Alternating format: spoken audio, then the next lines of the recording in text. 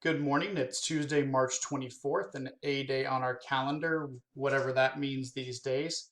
Yesterday, I accidentally forgot to give shout out to some spring break birthdays, so we're going to do that now.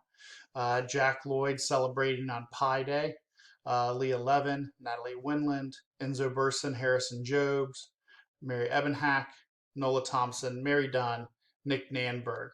Happy birthday over spring break. Hope you had a great birthday. I know it's probably a little different than some other ones. And today's birthdays, Andrew Popa and Sandra Shona. Happy birthday to those guys.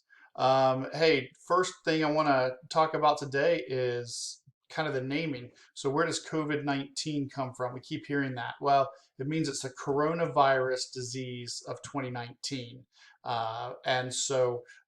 Coronavirus is a type of virus. This isn't the only coronavirus that we're experiencing. It's a specific one, and that's why it has its naming the way it does. You may hear some people refer to it as Chinese virus. That is not acceptable. It's hurtful. It's ignorant, and it's racist. Frankly, people who are using that term either don't understand what it means or are using it to try to place blame on people for whom have no blame for this.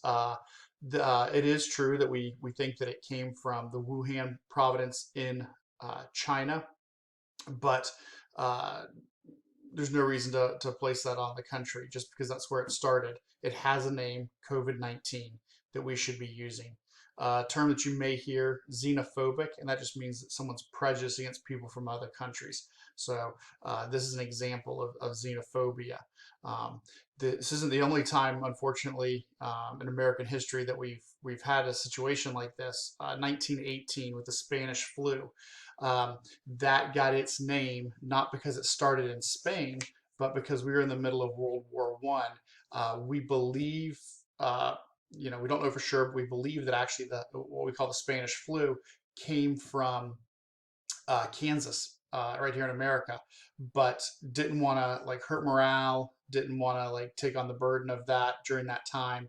So once people in Spain said, "Hey, there's something going on," we were quick to point and go, "Oh, well, let's call that the Spanish flu." So, a historical example of us doing the exact same thing, and I think we know a lot better now. It's easier for information to travel. So, COVID-19, coronavirus are the things that we should be calling this. Um, Online learning begins next week, but some of you may want to tap into the audio books. And so want to make sure everybody knows how to do that on Canvas. You should be subscribed to the BMS student page if you haven't accepted that invitation yet. Frankly, I don't know how you're watching these announcements, but if you are, um, go ahead and accept that invitation to the BMS student page. Once you're there, you're going to click on pages, the name of the book, and then the chapter to listen to that. If you're having any trouble with those audiobook portions, just let me know and I will do my best to get you squared away. Our top stories for today. Quarter three grades dropped this week. Teachers were spending most of yesterday getting those finalized. If there's things in there that you feel like you need to talk to a teacher about getting that grade rectified or a question you have, make sure you shoot them an email um, to get that taken care of. If you're using the Power School app, a lot of people are using that now. You may need the school code GRMF just the first time when you set that up, school code GRMF to get linked up in Power School app. Bravo 20. Some of you guys may not know we have something in Bexley called the Bexley Education Foundation, and what they do is they raise money to help support things that kind of make Bexley an exceptional school district. So the iPads in our foreign language classes, some of the money that has gone to support our flex time activities, yoga, baton twirling, uh, computer gaming. I'm forgetting probably 30 other things, but they've done that. They also do big things. So technology renovations in the Schottenstein Theater a number of years back, putting Wi-Fi throughout the building. That was a BEF project. Helping support some of our laptops. So BEF's an amazing organization. Bravo 20th year. Unfortunately, we're having to do it online, but check the links in the announcements for information.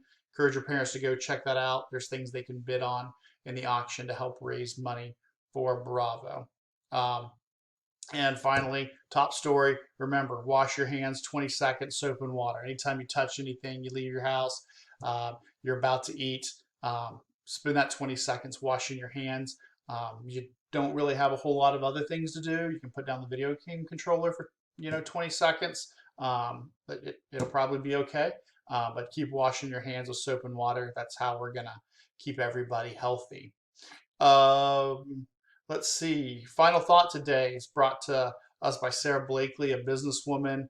You may have seen her on shows like Shark Tank. But I love this quote: "Embrace what you don't know, especially in the beginning, because what you don't know can become your greatest asset. It ensures that you will absolutely be doing things different from everybody else." Hey, this is a time, none of us really, know how to do this distance learning thing. We're figuring it out. This is a time, utilize this, learn something new, read a book, watch a YouTube video on something new that you don't know how to do. This may be a time that you look back and like, hey, I had some time to think and come up with some new ideas. And who knows what great things you guys are going to do out of this. And remember, we have our survey and some other things in our announcement links. If you want to suggest a new catchphrase for the end of the show. Otherwise, we're still sticking with Stay Classy Bexley. Thank you, and I will see you tomorrow.